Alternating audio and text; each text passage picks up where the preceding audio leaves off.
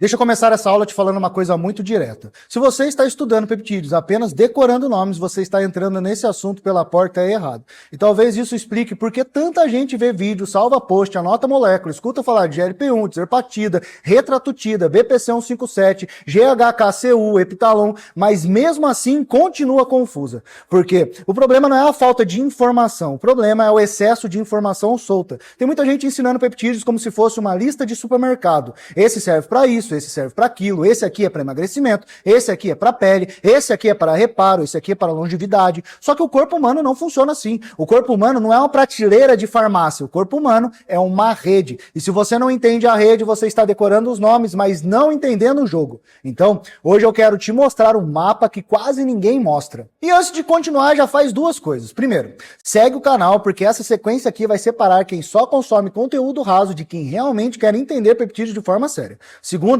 compartilha essa aula com alguém que fala de peptídeos, usa peptídeos, quer estudar peptídeos ou está completamente perdido nesse assunto. Porque o que eu vou te mostrar agora pode evitar muitos erros daqui pra frente. E comenta aqui, ó, a palavra mapa, porque essa aula não é sobre decorar mais um nome, essa aula é sobre enxergar o mapa. Já vamos simplificar já. Peptídeo é uma sequência pequena de aminoácidos. Aminoácidos são como letras. Quando essas letras se juntam numa ordem específica, elas formam uma mensagem.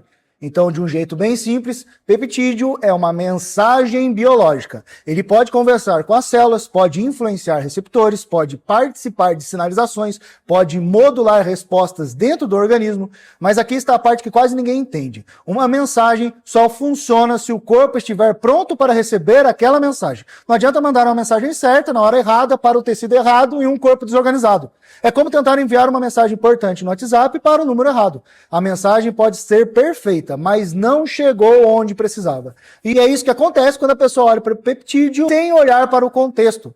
Ela pergunta qual peptídeo serve para isso. Mas a pergunta madura é: o que está acontecendo nesse organismo para a sinalização fazer sentido? Percebe a diferença? A primeira pergunta é de quem procura uma receita. A segunda é de quem quer começar a construir um raciocínio. Aqui eu vou te falar uma coisa que talvez incomode um pouco. A maioria das pessoas não quer estudar peptídeos. Ela quer um atalho. Quer uma tabela, quer uma lista, quer um protocolo pronto, quer alguém falando, usa isso para isso. Só que isso é perigoso demais. Porque quando você só decora o nome, você vira dependente da opinião dos outros. Mas quando você entende mecanismo, você começa a ganhar autonomia. Você começa a perguntar aonde essa molécula age, qual via ela influencia, qual receptor está envolvido, qual o limite da evidência, qual o risco de exagerar essa promessa, qual o contexto metabólico dessa pessoa, qual o terreno biológico onde isso está entrando. E aqui está a diferença entre uma pessoa que repete conteúdo e uma pessoa que realmente entende. O repetidor pergunta qual é o melhor peptídeo, o estrategista pergunta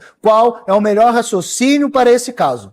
Mas agora presta atenção nisso. Peptídeo não entra num corpo vazio. Eu vou repetir. Peptídeo não entra num corpo vazio. Ele entra em um corpo que já tem metabolismo, já tem inflamação, já tem sono, já tem estresse, já tem intestino, já tem nível de massa muscular, já tem sensibilidade à insulina, já tem idade biológica, já tem deficiência nutricional, já tem um histórico. Então, quando alguém fala de peptídeo como se ele fosse resolver tudo sozinho, essa pessoa está simplificando demais a biologia. E o problema da simplificação exagerada é que ela vende bem, mas ensina mal. Porque parece fácil, parece rápido, parece mágico. Mas na prática, quem pensa assim fica pulando de substância em substância sem entender o porquê uma estratégia faz sentido e a outra não. E aí vem a frase clássica: pra mim, não funcionou. Mas muitas vezes não é que o peptídeo não funcionou, é que a estratégia estava errada. Ou pior, não existia nenhuma estratégia, existia só uma tentativa mesmo. Mas agora eu vou te dar um modelo simples para você nunca mais olhar para o peptídeo do mesmo jeito. Toda vez que você ouvir falar de peptídeo, você vai fazer 4 perguntas. A primeira pergunta é: qual é a mensagem? Ou seja, o que essa molécula está tentando comunicar para o corpo. Ela conversa mais com o metabolismo, com saciedade, com reparo, com matriz extracelular, com sinalização celular, com inflamação, com longevidade, com o eixo hormonal ou com energia.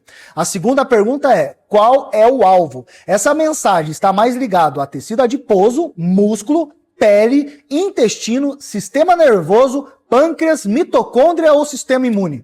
A terceira pergunta é: como está o terreno? Porque um corpo inflamado, privado de sono, Metabolicamente bagunçado e nutricionalmente deficiente não responde igual a um corpo organizado. E é por isso que duas pessoas podem olhar para a mesma molécula e ter respostas completamente diferentes. A quarta pergunta é: qual é o limite? Aqui entra a maturidade. O que existe de evidência? O que é plausível? O que é promissor? O que ainda é experimental? E o que o mercado está exagerando? Essas 4 perguntas já colocam você no outro nível. Mensagem, alvo, terreno e limite. Eu vou repetir. Mensagem, alvo, terreno, limite. Anota isso. Pega seu bloco de notas, pega o seu caderno, anota no seu celular. Não sei. Porque quem entende essas 4 palavras para de ser refém de lista. Eu vou te dar exemplos simples. Quando alguém fala de GLP-1, muita gente pensa só em emagrecimento. Mas o olhar mais inteligente não para aí. Ele pergunta: como isso conversa com saciedade? Com controle glicêmico, com comportamento alimentar, com esvaziamento gástrico, com resposta insulínica dependente de glicose. Percebe? Já não é mais só emagrece ou não emagrece. É metabolismo. Quando alguém fala de GHKCU, muita gente reduz só a pele. Mas o olhar mais maduro pergunta: como isso conversa com colágeno, com matriz extracelular, com qualidade tecidual, com reparo, com ambiente cutâneo? Quando alguém fala de BPC 157, o mercado às vezes trata como um milagre, mas o olhar sério pergunta: qual é o contexto, qual é a evidência, onde está a plausibilidade, aonde começa o exagero? Essa é a diferença. O amador sempre vai perguntar: para que isso serve? O profissional sempre vai perguntar: como isso conversa com o sistema? E é exatamente por isso que eu estou fazendo essa sequência de aulas. Porque eu não quero que você saia daqui apenas com nomes. Eu quero que você comece a enxergar uma estrutura. Na primeira aula eu te mostrei por que estudar peptídeos como lista é um erro. Hoje eu estou te mostrando que peptídeos fazem parte de uma rede: metabolismo, inflamação, regeneração, longevidade e sinalização celular.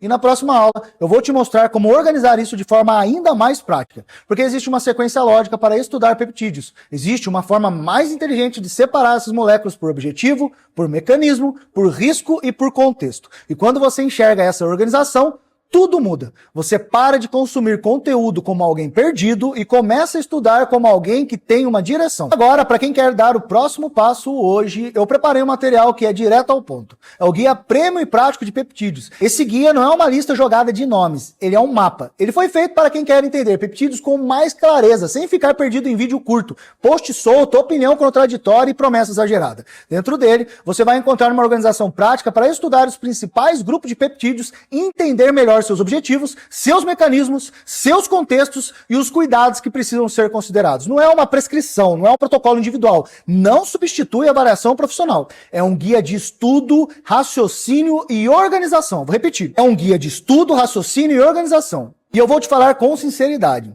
Se você está começando ou se já estudou um pouco, mas ainda sente que está tudo solto na sua cabeça, esse guia vai encurtar muito o seu caminho. Porque ele te dá um mapa. E quem tem um mapa para de andar em círculos e corre para uma direção. Então, o link vai estar aqui abaixo. Adquira o Guia Prêmio e Prático de Peptídeos agora. Estuda com calma. E já chega na próxima aula com outra cabeça. Porque a próxima aula vai ser ainda mais forte. E quem chegar nela entendendo esse mapa vai conseguir aproveitar muito mais da aula. E mais uma vez, lembra disso. Quem decora nome vira repetidor. Quem entende mecanismo vira estrategista. E nesse mercado, nos próximos anos, quem só repetir nome vai ficar para trás. Agora, comenta aqui a palavra guia se você quer receber o acesso, compartilhe essa aula com alguém que precisa entender isso e me segue, porque quem vem na próxima aula vai organizar tudo isso em outro